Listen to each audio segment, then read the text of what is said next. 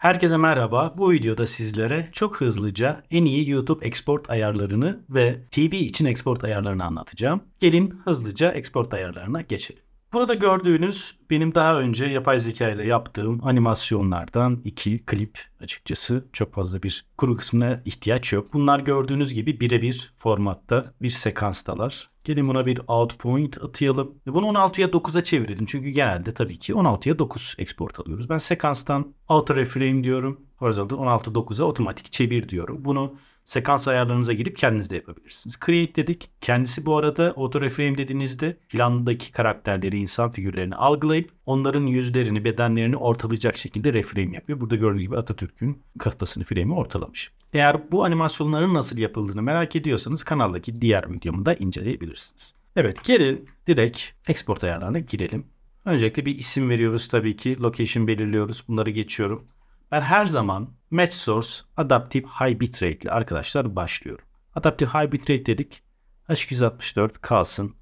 Zaten H264 export alıyoruz. Video ayarlarına geliyoruz. Burada mora basıyoruz. Bunları bir açalım. Bu dosya boyutu çok düşük. Orijinal boyutları bunlar olduğu için bunu seçti. Biz bunu 4K'ya entegre edelim. 3840'a 2160. Çünkü Ultra HD artık YouTube'da en kaliteli videolar tabii Ultra HD olmak zorunda. Fakat şöyle bir trik var arkadaşlar orada. Siz 4K yüklüyorsunuz ama bunu birileri 1080p izliyorsalar görüntü kalitesini YouTube kendisi otomatik 1080p'ye remasterlıyor. Convert ediyor 1080p'ye ve o 1080p ile sizin buradan export alacağınız, direkt export alacağınız 1080p arasında görüntü kalitesi farkı var. Yani 1080p'yi YouTube'a direkt yüklerseniz ve insanlar 1080p izlerse sizin 1080p exportlu videonuz 4K'dan 1080p'ye convertlenmiş YouTube'un kendisinin convertlediği 1080p videodan daha kaliteli oluyor. O yüzden 4K bir video yüklüyorsak insanların max kalite olarak 4K'da izleyebilmesi lazım ki verim alabilelim. Bu dipnotu bir geçeyim önce. 4K ayarladık çünkü 4K çekiyoruz, 4K devam ediyoruz diye düşünebiliriz bu videoları. Daha sonra frame rate otomatik zaten kaç frame rate ile çektiysek o şekilde kalıyor. Progresif, square pixel bunlar fix. Render maximum depth ve maximum render quality bunları tıklıyoruz. Hardware encoding seçili olacak zaten. Burada önemli olan profile kısmı. Profile'i high'a getiriyoruz arkadaşlar. Max kaliteyi alabilmek için. High 10 değil. High 10 HDR videoda için.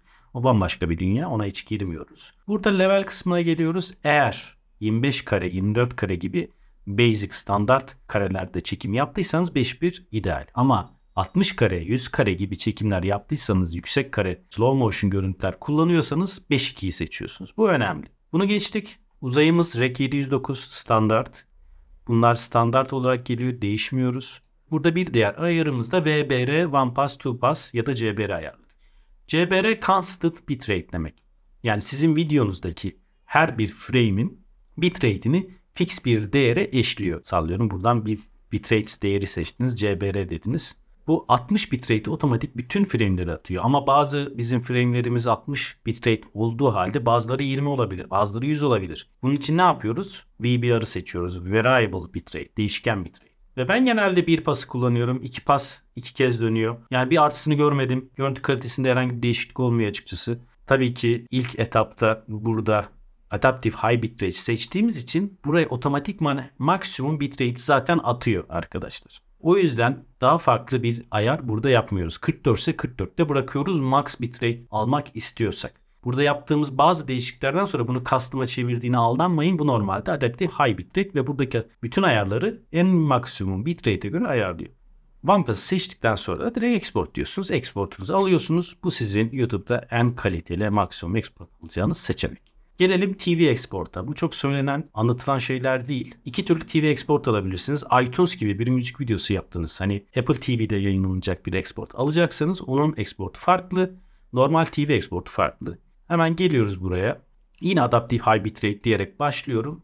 Fakat burada MXF OP1A diye bir seçenek var. DNHR, DNHD, MXF OP1A. Bunu seçiyoruz ve buradaki resolution kısmına geliyoruz. Resolution'da da 1080i interlaced olması lazım. 1080p normalde bizim sosyal medya veyahut da YouTube gibi platformlara aldığımız exportlar ama interlaced TV için interlaced almamız lazım. O da 1080i. MXF O1A'yı seçince 8 bit HQ olarak geliyor. Bunu 10 bit'e çevirmemiz gerekiyor. Render at maximum depth. Enable smart render codec seçili geliyor. Onu bırakıyoruz. Use maximum render quality diyoruz.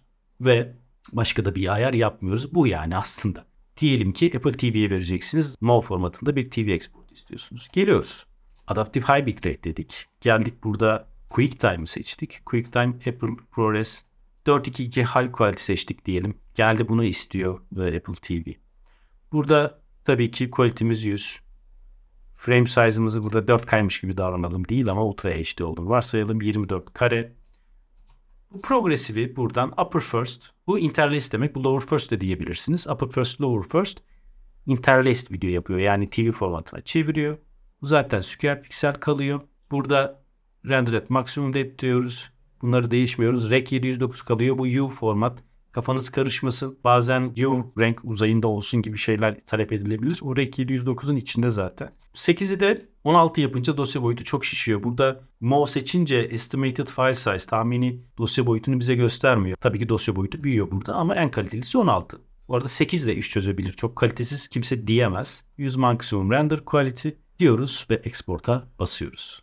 Şimdi buraya gerçekten 4K olan bir video koydum. Bu bizim geleceğe makine için yaptığımız 29 Ekim videosu. RNG film olarak. Bu 4K da değil 2.35 arkadaşlar. Daha önceki animasyonlarda export alınca tam anlaşılmayacağı için burada göstermek istiyorum.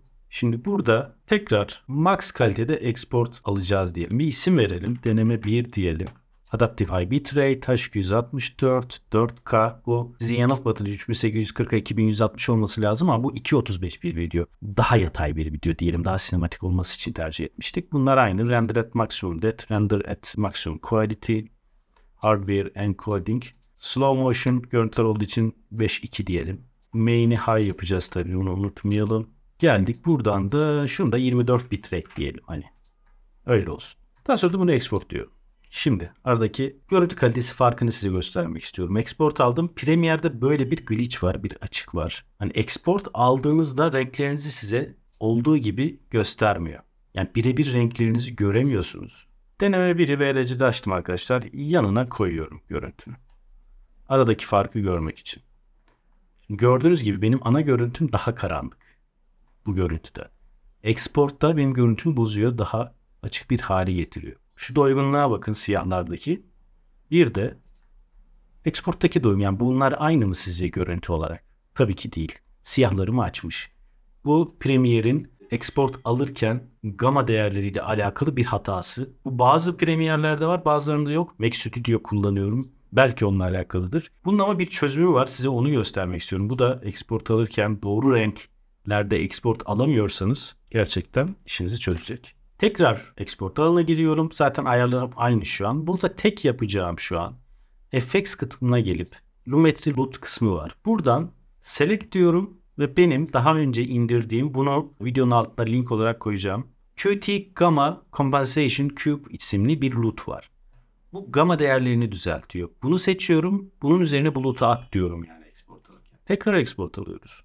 Şimdi baktığınızda fark edeceksiniz ki bu renk dünyası benim program monitöründeki referans dünyaya daha yakın. Neredeyse birebir yani. Eğer bir renk problemi yaşıyorsanız exportlarda bu cube dosyasını, look'u kullanarak export alırken bu durumu da çözebiliyorsunuz. Evet, en iyi YouTube export ayarlarını ve TV export ayarlarını bu videoda sizlere anlattım. Aklınıza takılan soruları bu videonun altındaki yorumlarda bana sorabilirsiniz. Olabildiğince hızlıca cevaplamaya çalışırım. Tabii ki bu videoyu beğendiyseniz beğen tuşuna basmayı ve kanala abone olmayı unutmayın. Kendinize iyi bakın. Görüşürüz.